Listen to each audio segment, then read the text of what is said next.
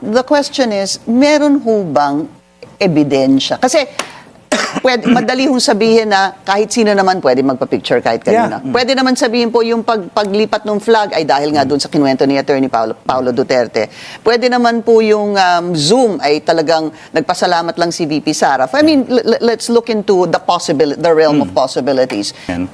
Tapos nung pinapakita namin yung mga photo sa Easy Pilipinas Facebook, nakita niya yan, ako nagbigay niyan. Because he was very sure, kasi nagbigay talaga siya ng ganong painting. Whether it is pure imitation or imitation, hindi ko masasagot yan. Basta ganun-ganon yung konsepto ng painting. Babaeng walang muka, merong yellow sa likod, nakatingin sa side, Pilipiniana, color green, and combination of orange. So, nagpagawa siya ng dalawang painting. Kinuha ng PSG yung isa, and presumably, binigay kay BP Sara. That's why when nag-zoom sila, alam niya yun yung niregalo niya. Now, somebody is claiming na hindi ako may gawa niyan. Hindi namin kailangan awayin yung taong nagsasabi na painting niya talaga, genuine niya yan. Ang sinasabi lang namin, nagpagawa si BP Sara, pinagaya niya yung painting na yun. But if that is the story, nagkamali po si Ramil Madriaga. Would you submit to that Well, when he said that was the painting? Kung makikita namin yung genuine painting sa likod ni BP Sara, at talagang makukompare namin dun sa hawak ni Ramil, dun sa Laguna, na magkaiba, then we will submit na siguro gawa nung taga Davao yun. Pero sabi nga niya, may kopya siya ng painting na binigay niya si Sara. Akala niya yun. Kung hindi yun yung kinabit sa likod, hindi namin i-argue kung yun talaga yung original nung sa Davao. Ang sinasabi lang namin, meron siyang binigay similar sa ganung painting. But just looking at it, the difference between that and the one na pinagawa is parang it appears, sir, may ponytail yan, tapos yung pinagawa, walang ponytail. Yan pinakaiba. Okay. yung Zoom meeting na yan, nangyari yan 2021, more or less 2022. And then, we showed that kay Ramil sa pag-search namin sa Facebook, Easy Pilipinas, yung mga na-screenshot namin doon sa Facebook niya, nakita namin yan. I see. And siya nagsabi yan, ako nagbigay niyan. He was very sure na ako nagbigay niyan. It's because sa mindset niya, niregalo ko yan eh. Which is, meron kaming proof na meron pa siyang isang extra painting na nandun sa Laguna. Meron kaming photo. Yun, pinakita po namin kanina. Yung hawak-hawak niya? Yan, may hawak siya. Dalawa yan. Okay. Then yung isa, yan. Kung titingnan mo, pag pinagtabi mo yan, parehas yung Pilipiniana, green, tapos yung dito sa shoulder, red-orange, yung concept, faceless, tapos yung yellow. Kaya sabi niya, nung nakita sa likod, ako nagregalo niyan. Okay. Alright. And there were other, yan po yung Zoom, inuna po natin yan. Tapos yung isang kinuha ni BP Sara, meron kaming photo nun, hawak nung nag-drawing, na sabi namin, kinuha ng PSG. If you will show that picture, may sasakyan doon. And let them check, sasakyan ng PSG yun. Yung kumuha ng painting? Yes. Galing kay Ramil Madriaga? Yung isang painting na hawak nung babae, nandun yung nag-drawing, may kotse sa likod. Ipacheck nila. Doon isinakay. Yes. Tama ba? Kaya talagang nagregalo siya kay BP Sara. And idagdag ko lang na Pinky, dalawa yun, no? Dalawang faceless. Tapos siguro gusto ni Sarang magkaroon ng konteksto yung painting. Sinabihan niya si Ramil, paggawa pa ng isa, this time may mukha siya. So meron din kami nun, may mukha siya. Ang parehas na parehas yung pinagkaiba nun, nilagay na yung mukha ni Sara. So meron siyang painting na binigay, pinagawa tatlo. Dalawang faceless, tapos yung isa with the face of BP Sara. Okay. But the one he supposedly gave or turned over, ito po yung may mukha na, obviously. Okay. Yan yung may mukha. Pinagawa ni BP Sara, the same, yung same girl na nag-drawing, this time, pinalagyan niya ng mukha. Got it. Okay. Then yung sasakyan sa likod, check nila, PSG yan. Yan po yung sinasabi ninyo. All right. Sir, I just need to move on. No? I don't have a lot of time. Yung video that's supposed to be nagkaroon ng palitan ng flag in Matnog, I spoke to Attorney Paulo Duterte noong isang araw po. And he gave context to that. In short, basically, then Mayor Sara was going around and she found out that there was some campaign sortie in Matnog. Nakita ata niya, tinawagan daw supposed to be si Attorney Kilala at sinabing because tradition daw yung pag-hand over ng flag.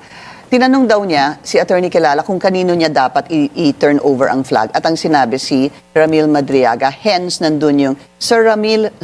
What do you say to that, sir? Well, hindi ko malaman kung kinausap ni Attorney Paulo si BP Sara or si Attorney Kilala. The best person kung sino mag-explain ng context na yan, dapat si BP Sara. Ang problema, nagtatago siya dun sa mga lawyers niya. Mostly press release, na natural lang yan, but hindi siya mag-appear sa house at ipaliwanag yung context. Sa ang side namin, ganito yung nangyari. Agreed, sa lubong yun sa Matnog. Si Ramil nandun sa kanyang sasakyan, nagpapahinga. Pagbaba ni Sarah, hinahanap niya, Sir Ram, Sir Ram, Sir Ram. And then may sumisigaw, Kuya Ram, hanap ka ni Mayora. Malinaw sa audio yan. Yun yung narinig natin sa audio. Now, there are people na magsasabi, hindi ganito yan, tinawagan ni Atty. Kilala si Ramil, ganyan-ganyan. Ba't tayo nila mag-appear sa house, ipaliwanag nila yung konteksto na yon. And then we have witnesses, of course, wala pa sa ngayon sa house, no? We have witnesses, doon habang inaabot yung bandera kay BP Sara, nandun si Richard Babagay sa gitna. For context, who is that? Naka-detain din. And I talked to him. Siya yung lalaki sa gitna habang inaabot yung bandera. And after that abot ng bandera, nag-usap yung dalawa, si BP Sara and Ramil, for the next 30 to 40 minutes. And sino pwede magpatotoo nun? Well, isa, si, Ramil, si Richard Babagay na nakausap ko na rin siya, co-accused din. Yung kasama po niya sa kulungan. Oo. Okay. So hindi lang to hi hello sa campaign. Pinag-uusapan nila yan. Sabi nga ni Ramil, siguro hindi lang 50 times kami nag-uusap niyan. Sa Davao, sa bahay, nagpupunta ako dyan. Pag nandun si PRRD, pinatatawag si Sara. Kasi hindi rin pumupunta si BP Sara sa bahay doon pag nandun yung, si Hanilet ata. So sabi niya, bahala siya mag-deny. Basta ako, we have testimonies, living witnesses who can prove na magkakilala talaga yung dalawa. And that, yung kasama po niya sa kulungan ay patotohanan po yan. Yes, nakausap ko na siya. Actually, yun po yung gusto kong malaman because apart from the annexes, which are photos, videos, a plaque, thank you, appreciation for showing up during the inauguration of Vice President Sara Duterte. The question is, meron ho bang ebidensya? Kasi madali hong sabihin na kahit sino naman pwede magpa-picture kahit kanina. Pwede naman sabihin po yung paglipat ng flag ay dahil nga doon sa kinuwento ni Attorney Paulo Duterte. Pwede naman po yung Zoom ay talagang nagpasalamat lang si VP Sara. I mean, let's look into the realm of possibilities. Meron ho bang ebidensya pa na magpapatunay doon sa mga isiniwalat ni Ramil Madriaga? Meron pa At siguro. tatanungin ko na po kayo, nasan ho ba yung mga cellphone? Yung tatlong cellphone? Yung phone is nasa custody ng court. We have filed a motion to release. There is a motion from the other party to have it forensically examined. Still pending, may hearing kami tomorrow. So we want that open talaga. Are you confident na safe, buo pa, intact pa, kung ano man yung laman? Yes, I think so. Kasi ano yan nasa custody ng court yan, merong evidence custodian yan, and I don't think na itatamper nila yan or i-open nila yan without court order. And how many phones are we talking about? 3? Tatlo po. Yeah, 3. And doon po ang sinasabi niyo magpapatunay dito sa mga sinasabi Well, ni on top of Ramil that, Madriaga. Kasi remember, nung wala pang cellphone with camera, we have testimonial evidence, di ba? We have eyewitnesses. Dati sapat nun Pag may eyewitness ka, pwede mo nang i-prove yung crime Nadagdagan lang ng mga cellphone with camera. Nadagdagan lang ng CCTV footages. So there are other ways. So kung dati napuprove natin ang crime through eyewitness account lang. So siyempre, mas maganda kung may photo. Pag may photo ka naman, sasabihin nila AI yan, edited yan, di ba? So pag talagang hahanapan ka ng butas, hahanapan nila ng lahat ng dahilan. Pero as of now, we have living witnesses, we have several photos, we have bank accounts, bank check booklets to show na Punta talagang po tayo dami siya. doon. Bank accounts and check booklets as you mentioned. Ano po ang laman nun? Ito ho ba yung kay FPRRD? Yeah, PRRD po. Oh, okay. So for context again, ang sinabi niya, pinabuksan daw siya, nagbukas para sa kanya ng mga bangkos, a number of banks. What was a little concerning to me was hindi siya ang nag-apply. Yes. Di ba? Yun ang kanyang sabi. Pero siya ba ang nag-withdraw, sir? Yes. Ang So context paano nakuha yung kanyang ang context nun is signature? that sinabihan daw siya ni PRRD, may bank account ka dyan. Hindi naman siya pwedeng umangal. May bank account ka dyan, then papasukan ng pera yon. Siyempre, boss mo yan. And then minsan tatawag sa kanya, may kukunin kang pera sa ganitong branch. Sabi ko, pumipila ka ba just like any other depositor, magpipilap ng withdrawal check? Hindi, attorney. Pagdating ko doon, naka-ready na, manager kausap ko. Naka-ready na yan, bibit-bitin ko na lang, tapos may pipirmahan ako. But Nagwi-withdraw siya. what about his signature, Yeah, meron sir? siyang mga check booklet na iniiwan na raw niya, signed in blank. Kaya pagdating daw niya, magwi-withdraw siya, 10, 20, 50 million, naka-ready na yun. Siya yung talagang... Yeah, oo. blanco na check. po. Ngayon, if you ask me how much yung laman, hindi niya alam, wala nga siyang passbook eh. Basta mag-withdraw ka, mag-pick up ka ng pera, dali mo sa Makikilala ganitong niya ho ba yung sinasabi niyong manager na diretso sa manager at binibigay ang kanyang pera? Narere ko lang niya is yung mga branches. Hindi pa namin napag-usapan yung mga names ng mga manager. That would probably be important, remember, during the time of... Pero we're sure na may bank account kasi nakakita ko ng isang check booklet niya. Okay, but obviously it's under his name. Yes. Kasi pumirma ho siya ng bank secrecy may check waiver booklet kaming nakita. So, meron siyang mga bangko, merong mga pera, pero hindi niya alam kung magkano ang nandun. Correct. That's Ano lang why- siya, kuha lang ng kuha ng pera doon sa bangkong yon. And when was the last time he got money there? Hindi niya ma-recall kasi na-detain siya, I think, July 2023. Yung pick-up ng pera, sabi niya, ang dami ko ng pick-up 2016 pa. Sobrang dami ng pick-up. But, attorney, hindi ba inactive na yun kung 2023 pa yung huli and it's Hindi ko 2026 sure, now? So kung nakulong siya ng July 2023, hindi nagagalaw yung accounts. Hindi na namin alam yung status nun. Yeah. That's why the importance of waiver, so we could check yung history ng account, kung kailan siya na-open, sino nag-open, kung merong supporting documents dun sa opening of bank accounts. Kasi sabi niya, hindi ako nag-a-apply niyan. Sabi ko, marunong ka ba mag-open ng bank account? Oo naman. Hindi ako nagpupunta dyan, nagkakaroon ako ng bank account. Alright, last point. Marami pa po sana, but meron pong kay Senator Trillanes at meron din po obviously kay dating Pangulong Rodrigo Duterte itong agreement for term sharing. At meron pang pag hindi sumunod si Pangulong Bongbong Marcos, either people power, either poisoning, etc. To which Senator Amy Marcos was saying it is all a lie. Narinig ko sa press con yun. Ang masasabi ko lang dyan, usapan to ni PRRD sa kanila Ramil. Wala naman siya dun eh. So paano niya masasabing lie? Then she accused... Hold on, sir. But what Ramil said was that BBM and Amy Marcos went to Rodrigo Duterte to talk about him being President, BBM, and Sara Duterte being Vice President. Yun po yung nasa affidavit niya, hindi Yes. ba? So, nandun si Senator Amy. Merong isang pag-uusap doon na nandun si Ramil mismo. Sabi ko sa kanya, anong itsura mo na? Tony, pag nandun ako sa bahay niya, itsurang matandang-matanda na ako, tumutulong ako sa kitchen, ganyan, palakad-lakad. Andun si BBM, nakasomblero pa siya noon. And then sa pag-uusap nila na, sige, ikaw na ang magpresidente, BP si Sara. Ito yung according to Ramil, pero sa 2025, baba ka. Pag hindi, lasunin kita, palason kita. And ano reaction ni BBM? Sabi niya, yumukot, tahimik lang. Yun yung kanyang narration sa akin. Yung sinasabi ni Senator Amy na sinungaling yan, hindi totoo yan, hindi naman lahat ng pag-uusap na PRRD sa ni Ramil kasama siya eh. Diba? So yung kanyang accusation na sinungaling yan, hindi totoo, sinungaling yan si Ramil, we heard the worst kay Senator Amy, diba?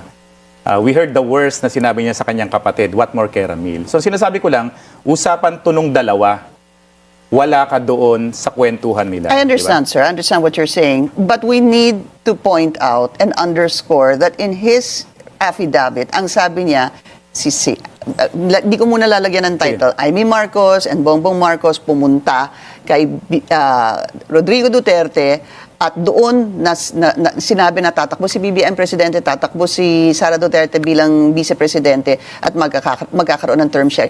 Nandun po siya, po si Amy Marcos, Senator Amy Marcos, doon sa pag-uusap na yon. Yeah, at least kino-confirm ni Senator Amy na nagkaroon ng pag-uusap ng ganon, which now, happy ako dahil yung sinasabi ni Ramil, nagkaroon ng pag-uusap ng ganon.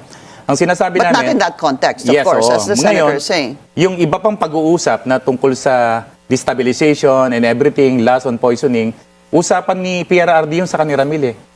Hindi naman sinasabi ni Amy na hindi ko narinig yan kasi hindi naman lahat ng pag-uusap ng dalawa, present siya.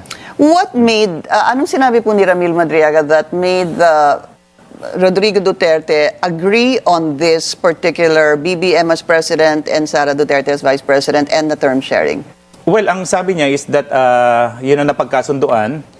And then, pero behind the scene, sa pag-uusap nila, sa 2025 dapat bumaba yan. Kaya may mga assignments si Ramil sabi niya term meron siyang assignment na maghanap ng korupsyon sa gobyerno. Maghanap ng korupsyon sa gobyerno para pag dumating yung time na ilalabas yung korupsyon, magkakaroon na ng malinaw na korupsyon sa iba't ibang ahensya. Impeachment or even civil... Corruption Oo. issue. Remember the two checks showed? Yung checks na nilabas yung annex, 84 million and Yung 4 land million. bank. Opo. Oo. Sabi ko, saan yan? Ang laking pera, 84 million. Bakit ka inisyohan ng disud ng cheque? Contractor ka ba? Kasi dapat yan payable yan sa company, sabi ng attorney, sa mga ghost housing project yan. Bakit? Tinawagan ako ni PRRD, may cheque doon sa safe house sa Eastwood. Pagdating doon, ang laki ng cheque. Natakot siyang i-encash. Sabi ko, in-encash mo ba yan? Sabi niya, hindi. Ang laki, maaamla ko. So, anong ginawa mo kayong dahilan? Sabi niya kay PRRD, wala akong land bank account. Ayaw niya daw i-deposit. So, what happened to those two checks? Ang sabi niya, pinasoli ko. Sabi ni PRRD, bigay sa isang babae. I don't know kung napalitan yung cheque kung na-encash. The best person to answer that kung na-encash yung checking yon would be the SUD. Kung bakit sila nag-issue ng ganong cheque kay Ramil Madriaga, ano yung mga supporting contracts noon, kung totoo bang may housing project or ghost housing project yon. They should be the one to answer. Isa pa po, attorney. Siyempre sinasabi po na parte siya ng National Security Council, pero counterintelligence agent, etc.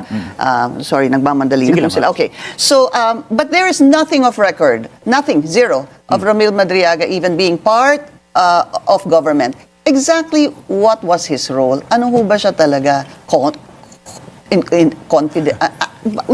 Kasi yun ang sinasabi din ng kampo na, kasi sinasabi niya, siya nag-form ng VP-SPG, parte siya ng PSG, and yet they're saying that there's no such thing. It's not true. From the start, sinabi namin walang record yan. Kasi nga sabi niyang operation niya, behind the scene, intel operator, counterintelligence, he even claimed, no, hindi lang natanong kapon, he even claimed that he was sent by the NSC nung prior pa kay Duterte for a training sa 3 bansa sa Middle East using an assumed name. Pina-check namin, syempre hindi makikita assumed name. But when he said something na, I was asked to deliver Ming jar sa China, nag-deliver siya and the NBI check na nag-travel siya. Okay. So nabe-verify namin yung travel niya abroad. So, yung hindi talaga kayo ma-verify, hindi namin makikita. So lahat ng po sinabi niya, na-check niyo. Na-check ko namin yan. it Yung mga all- verifiable like it all LTO, made sense yung to you. immigration, yung airport, Alright. na-check ko Okay. yan. All right. I'm sorry. Unfortunately, though, we've run out of time. I still have a lot of questions, but we're going to have to leave it at that. Attorney Raymond Palad, the lawyer.